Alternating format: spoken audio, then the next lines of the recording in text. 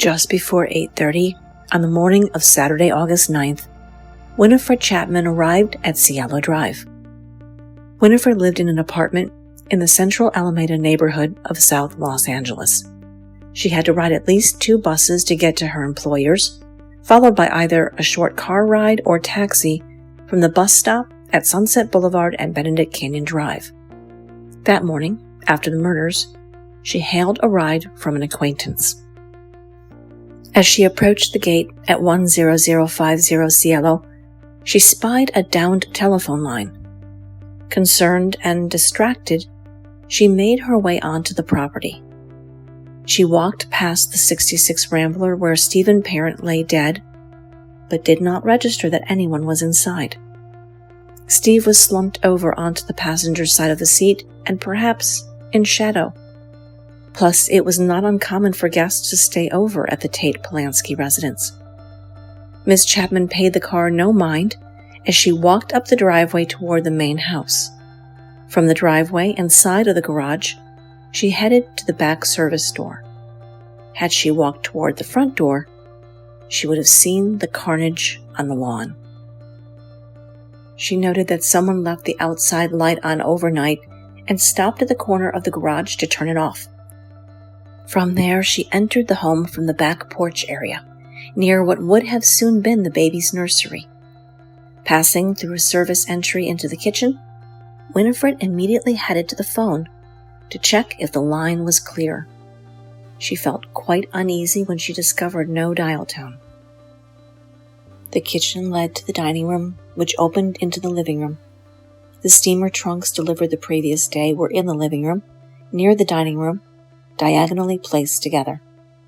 The other 2 bedrooms, the master bedroom and the bedroom that Wojtek and Gibby were using, were on the other side of the living room, down a narrow hall that included one of 4 bathrooms. The master bedroom, on the other end of that hall, had 2 exits to the pool area, one from the bedroom, the other from a walk-in closet. Wondering if everyone was awake and wanting to alert them to the trouble with the phone, the housekeeper walked into the living room. There were pools of blood everywhere, on the walls and the floor. Sharon lay in front of the sofa on her side, her bikini drenched in blood. Jay was crouched a few feet away, closer to the fireplace. Both still had the rope around their necks. The towel that Susan had used to write pig on the front door was, perhaps, over Jay's face. Again, Susan claimed to have thrown the towel as she departed the property, perhaps landing on Jay's face, but Manson said he placed the towel there instead. The front door was open, and more blood was splashed from inside to outside, onto the porch, and even the lawn. Winifred immediately ran back the way she'd come, through the kitchen and out the back entrance, beside the garage, and toward the gate. This time she looked into the white car and saw 18-year-old Stephen Parent slashed and shot and dead. Miss Chapman fled out the gate, pushing the inside button in her rush. It was she who first smudged Texas print, not the police as reported in Helter Skelter. The terrified housekeeper raced toward the other homes on Cielo, screaming about murder, death, bodies, and blood.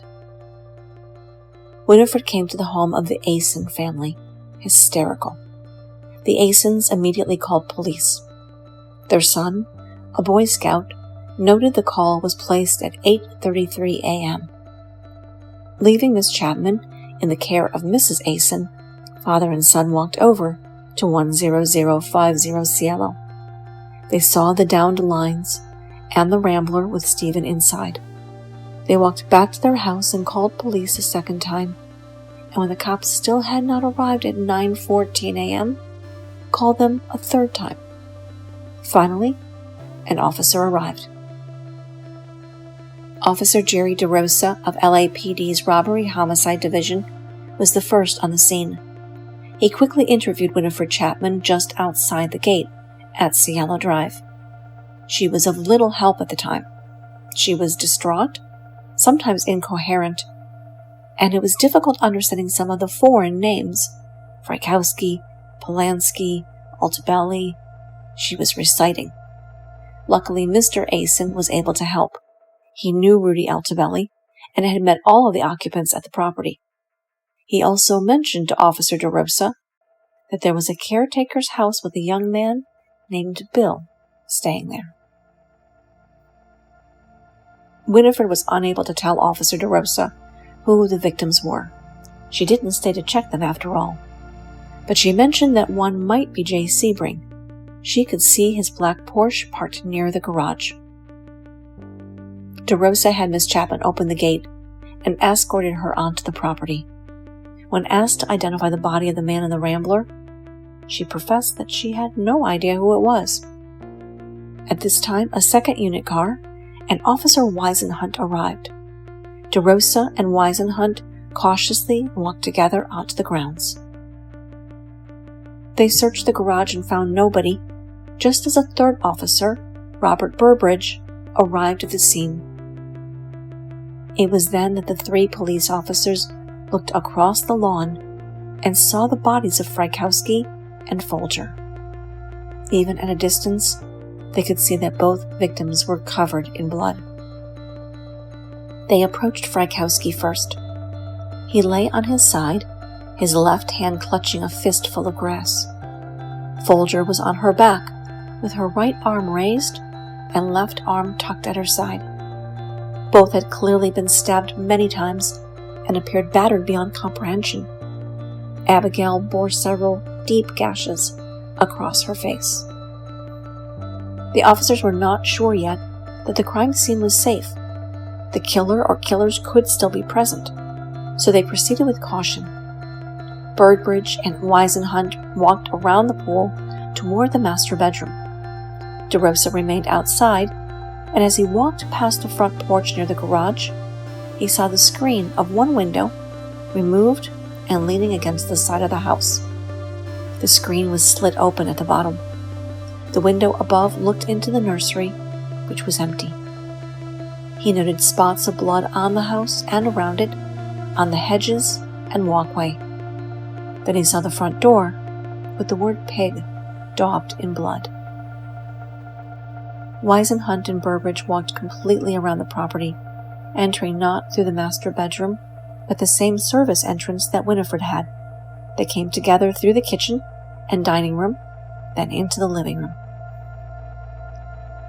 The officers noted some debris in those first few steps of the living room, a pair of glasses, and two pieces of wood that looked to be from a broken gun grip. An American flag was draped over the back of the sofa. The officers approached cautiously. There, in front, were the bodies of Sharon and Jay and the horror of what had been done to them. Weisenhunt and Burbridge met up with DeRosa in the living room, who entered through the front door, and the three continued their search of the home. They exited out the master bedroom toward the back lawn and pool. There, they spied the corner of the guest house, past the hedges. With revolvers drawn, the three crept toward the cottage. They heard a dog bark, followed by a man's voice shushing the dog. The cops circled the small residence, creeping around to a screened-in porch facing the back of the property. There they found Bill Garrettson. They yelled "Freeze!" and kicked in the door.